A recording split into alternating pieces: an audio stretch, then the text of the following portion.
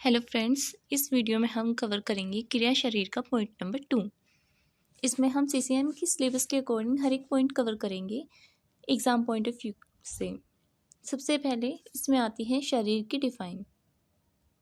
अगर हमसे शरीर की डिफाइन पूछी जाएगी तो हम लिखेंगे तत्र शरीरम नाम चेतना अधिष्ठान भूतम पंच महाभूत विकार समुदाय आत्मक संयोग वाही। इसका मतलब है जो चेतना या फिर आत्मा का अधिष्ठान हो। इसके अलावा जो पंच महाभूत के विकार का समूह हो। पंच महाभूत हमारे आकाश वायु अग्नि जल पृथ्वी हैं, हमें पता ही है। और विकार क्या है इसके? दोष धातु मल। दोष हमारे 3 होते हैं, धातु हमारी 7 होती है और मल भी 3 होते हैं। इसके बाद है संयोगवाही, जो एक इक्विलिब्रियम बना के रहे, कोऑर्डिनेशन बना के रहे। ठीक है। और इसके बाद आता है शरीर के पर्याय। शरीर के पर्याय में आते हैं शरीर, देह। शरीर होता है श्रियते प्रतिदिन शरणम श्रियते इति शरीरम, जो डेली ग्रेजुअली डिके होता जाए उसे शरीर कहते हैं। इसके बाद है देह, जिसमें धारण हो। क्या क्या धारण होता है हमारे शरीर में? इंद्रिय होती हैं, मन होती हैं, आत्मा होती है। ठीक है। इसके अलावा शरीर के पर्याय होते हैं क्लेवर, काया, अंग, संघन, संस्थान, गात्र, पिंडम, पुरुष, घन, मूर्ति। इनमें से 4 या 5 आप याद कर लीजिएगा। इसके बाद है क्रिया की डिफाइन। क्रिया या फिर कर्म, इसका अर्थ है फंक्शन या फिर क्रिया ऑफ द बॉडी। इसमें हम लिखेंगे प्रयत्न आदि कर्म चेष्टितम उच्यते। जो भी प्रयत्न आदि जो भी कर्म करते हैं, जो भी करते हैं हम कर्म, उसे क्रिया कहते हैं। जैसे जीवन के लक्षण, जैसे ब्रीथिंग है, ब्रीथिंग श्वासन क्रिया है या फिर रिप्रोडक्शन है। ये सब कर्म जो है, कर्मों को करने के लिए शरीर चेष्टा या प्रयत्न करता है, इसे क्रिया कहते हैं। ठीक है। अब क्रिया जो है वो 2 प्रकार की होती है, भौतिक क्रियाएं और रासायनिक क्रियाएं। इसके बाद हमने बताया है कि जो क्रिया प्रयत्न जन है और प्रयत्न आत्मा का गुण है। क्रिया जो है उसमें हमें प्रयत्न आदि करना पड़ता है और जो प्रयत्न है वो आत्मा का गुण है। फिर इससे हमने बताया कि जो मन और जो मन है आत्मा से चेतना प्राप्त करता है। इसके बाद हमने बताया शारीर क्रिया। इस पॉइंट में 2 चीज़ें आई हैं, एक तो शरीर आई है। सबसे पहले हमने शरीर की डिफाइन दी, उसका सिनोनिम दिया। इसके बाद है शारीर क्रिया। शारीर क्रिया क्या होता है? शरीरम अधिकृत्यम कृतम तंत्रम शारीरम। Text which deals with knowledge of शरीर इज नोन एज शारीर। ये 2 तरह के होते हैं शारीर, एक रचना प्रतिपादकम शरीर और एक होता है क्रिया प्रतिपादकम शरीर। रचना प्रतिपादकम शरीर को रचना शारीरम कहते हैं, एनाटॉमी, जो कि डील करती है with structure of organ, mainly dead body वगैरह से। इसके अलावा है क्रिया प्रतिपादकम शरीर, जिसे क्रिया शरीरम कहते हैं, जो कि कोरिलेट करते हैं फिजियोलॉजी से। इसमें हम फंक्शंस जो भी हैं ऑर्गन के वो रीड करते हैं, पढ़ते हैं। ये मेनली लिविंग बॉडी में देखे जाते हैं। इसके बाद है इम्पोर्टेंस ऑफ क्रिया शरीर। क्रिया शरीर की क्या क्या इम्पोर्टेंस होती हैं? इसमें हमने बताया कि शरीर वह है जिसमें सभी प्रकार की क्रियाएं सम्यक रूप से हो रही हों। जब यह साम्य अवस्था में रहते हैं तो बॉडी को बैलेंस करके रखते हैं, लेकिन अगर असाम्य हो जाते हैं, असाम्य हो जाते हैं या असत्य हो जाते हैं तो हमारे शरीर में रोग उत्पन्न करते हैं। इसके बाद हमने बताया disease. Anatomically and physiologically diversion जो है वो डिजीज कॉज करता है। नॉलेज ऑफ शरीर इज बेसिक ऑफ ट्रीटमेंट। इसके बाद knowledge of normal characteristics means anatomically and physiologically should be known to medical student. Thereafter, pathological changes in disease can be understood.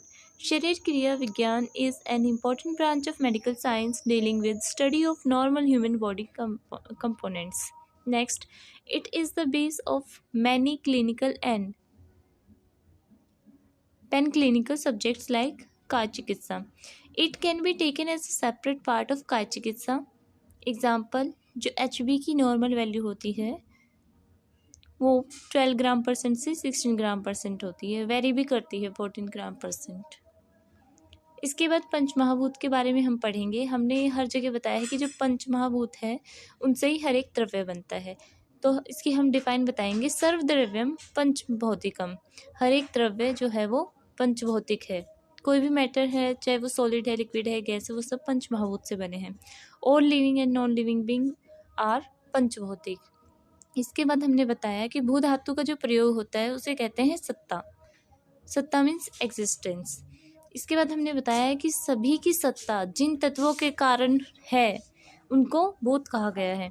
Existence in nature, इन तत्वों की सत्ता सभी द्वारा द्रव्यों से, जो भी तत्व की सत्ता जो है वो सभी द्रव्यों में व्याप्त है, मतलब प्रेजेंट है, इसीलिए इसको महाभूत कहा जाता है। ये प्रेजेंट होती है हर एक मैटर में।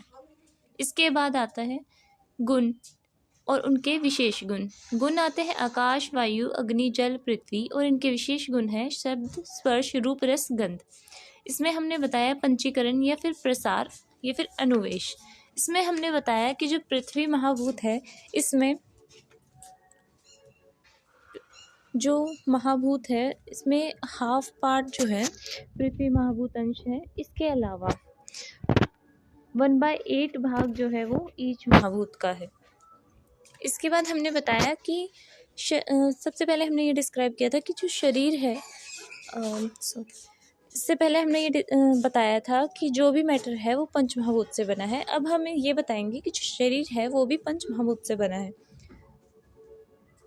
इसमें हमने बताया कि जो डिम्ब है, डिम्ब मतलब ओवरी, और शुक्रायु मीन्स स्पर्म, ये भी पंचभौतिक है। जो वायु पंचमहाभूत है वो डिवीज़न को कॉज करता है, सेल डिवीज़न को कॉज करता है। इसके अलावा जो अग्नि महाभूत है वो ट्रांसफॉर्मेशन को कॉज करता है, मीन्स एंजाइम या फिर कोएंजाइम्स की जो पाक क्रियाएं होती हैं। इसके बाद है जल महाभूत, जो कि प्रोड्यूस करता है वेटनेस, क्लेप, एग्जाम्पल साइटोप्लाज्म, न्यूक्लियोप्लाज्म। इसके बाद आता है पृथ्वी महाभूत, जो कि शेप प्रोवाइड करता है हमारी बॉडी में। इसके बाद है आकाश महाभूत, जो कि कॉज करता है फीटल इनलार्जमेंट, जो भी स्पेस होती है सेल में, जैसे कि वैक्यूल एट्सेट्रा, ये सब आकाश महाभूत के कारण होती है। इसके बाद हमने दोष की डिफाइन दी है।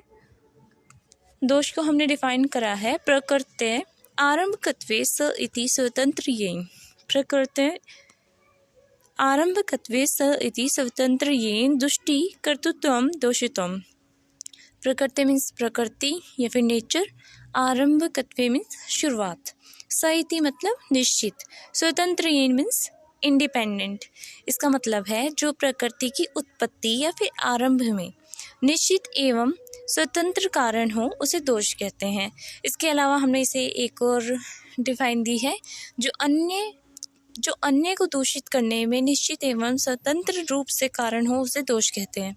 ठीक है, इसमें दोष is that which is independently and definitely responsible for origination and also for causing the imbalancement in the body, उसे दोष कहा जाता है। इसके बाद हमने दोष के प्रकार बताए हैं। दोष के 2 प्रकार होते हैं, शारीरिक दोष और मानसिक दोष। शारीरिक दोष होते हैं वात, पित्त, कफ। मानसिक दोष होते हैं रज और तम। रज में वात डोमिनेंट होता है और तम में कफ डोमिनेंट होता है। इसके बाद हमने बताया कि मानसिक गुण में सत्व, रज, तम। सत्व को दोष इसलिए नहीं मानते क्योंकि सत्व जो है वो अच्छे कार्यों को करने के लिए जाना जाता है, और रज और तम जो है वो बुरे कार्य को करने के लिए जाना जाता है। इसके बाद हमने त्रिगुण के बारे में बताया। त्रिगुण को महागुण भी कहते हैं। सत्व, रज, तम, ये 3 जो है वो त्रिगुण है। मूल प्रकृति त्रिगुणात्मक होती है तथा उसमें उत्पन्न संसार के सभी द्रव्य भी इनमें युक्त होते हैं। इसके बाद हमने वात, पित्त, कफ के बारे में बताया है कि जो वात है उसमें रजोगुण होता है, पित्त में सत्वगुण होता है और कफ में तमोगुण होता है। जो वात में रजोगुण होता है वो गतिमूलक होता है, पित्त में जो सत्वगुण है वो ज्ञान का प्रकाशक है, और जो कफ में तमोगुण है वो सत्व और रजगुण का नियामक है, मीन्स कंट्रोलर है। इसके बाद हमने पंचमहाभूत, त्रिदोष और त्रिगुण के संबंध के बारे में बताया है। पित्त दोष, वात दोष और कफ दोष। पित्त दोष में होता है सत्व और रज, वात दोष में सिर्फ रज होता है, कफ दोष में तम होता है। इसके बाद हमने बताया आकाश, वायु, अग्नि, जल, पृथ्वी। आकाश में सत्व होता है, वायु में रज होता है, अग्नि में सत्व और रज होता है, जल में सत्व और तम होता है और पृथ्वी में तम होता है। इसके बाद हमने बताया पुरुष के बारे में। मन, शरीर, आत्मा, इनके सम्मिलित नाम को पुरुष कहा जाता है या प्रमाण कहा जाता है। आयुर्वेद में आत्मा या पुरुष के 3 प्रकार या 3 स्वरूप होते हैं।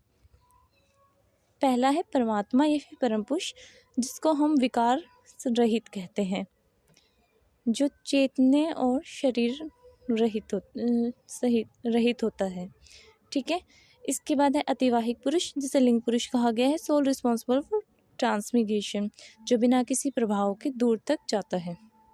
इसके बाद है राशि पुरुष, जिसे स्थूल चेतना शरीर भी कहा गया है, या फिर चिकित्सा पुरुष होता है जो चिकित्सा का अधिकरण हो। इसमें 24 तत्व आते हैं, 8 प्रकृति और 10 इंद्रिय, मन, आत्मा, ये सब आते हैं इसमें।